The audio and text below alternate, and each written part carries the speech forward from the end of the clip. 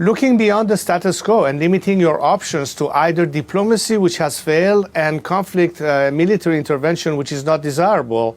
And as a result, you're faced with only one possibility that remains, and that is direct support to the people of Iran as the agent of change. And it starts from the inside of the country. It doesn't require any foreign intervention or military operation if you opt for that strategy. On the other hand, if the Iranian people are not given the proper support, then you have other options that are less desirable still lingering around. All of us want to avoid conflict because that's definitely lose-lose.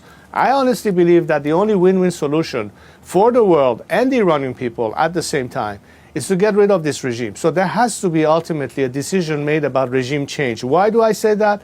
Because the expectation of the free world until now was based on the false premise of expecting behavior change by the regime.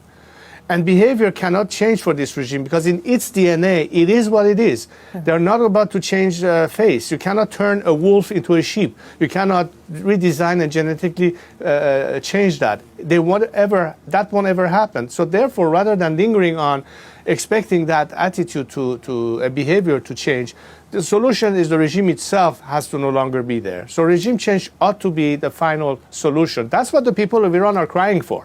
80% of Iranian society are done with this regime. They want to go beyond this regime.